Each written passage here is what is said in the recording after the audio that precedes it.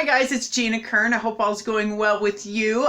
We are in my basement today, and I'm going to share with you just a little bit of the behind the scenes and maybe not so glamorous side of getting ready to do the sunflower drawing. So this is the room that I've got set up to do all of the matting and framing and when you order a print, but I've been working in the basement trying to get the watercolor paper that I've chosen for this sunflower drawing ready to go, and part of that is kind of stretching out this paper. So let me just turn the camera in and I will show you what I'm talking about here. So you can see here a very large roll of paper. This is a large roll of thick watercolor paper. It's like 140 pounds watercolor paper, and it works really great because for colored pencil because it holds lots of layers and allows me to get the really rich, beautiful color that I love to do on my Enduring Grits drawings. Okay.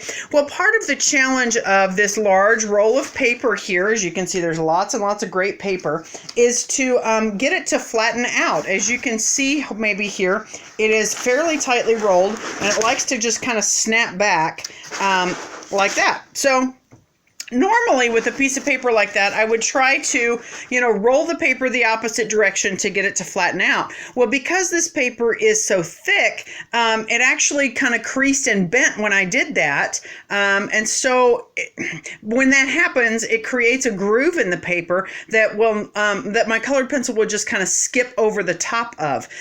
So that, unfortunately, that piece of paper wouldn't work. So I tried spraying it with some water and taping it down and blow drying it with a hair dryer, but unfortunately some of that paper and tape did not stick, and so I don't know if you can tell here in your video very well, but you can maybe see how this paper kind of is buckled a little bit. It's kind of warped. Let me maybe turn it over on the other side too. Maybe you can see a little bit that way, but especially over here on the edge, you can see how that kind of waves around a lot right there.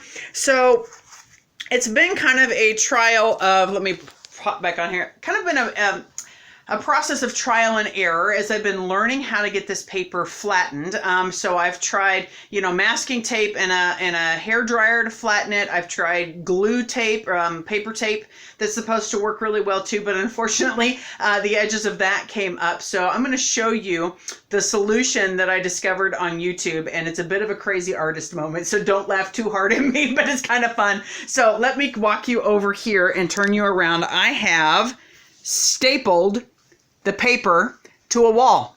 Yep, right here is the giant paper, and this is a piece of plywood wall that was put up when I bought my house. It was already in the basement, and it actually has come in really handy. Now I know this isn't real pretty, so I apologize, but yeah, I've stapled it to the wall, and you can see here, beautiful flat paper that's ready to go.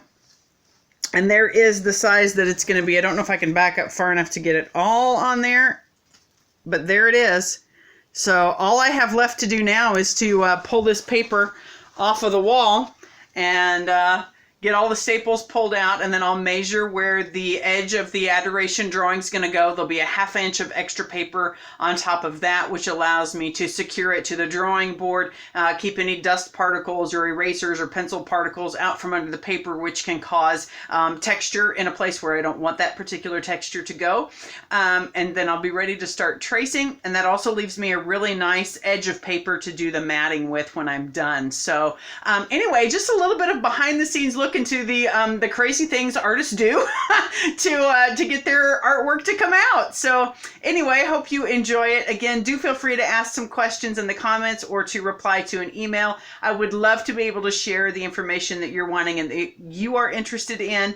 So please do fire away, and let's get that conversation going. So hey, thanks again for pre-registering and for your interest in this piece, and we will talk to you soon. All right, bye.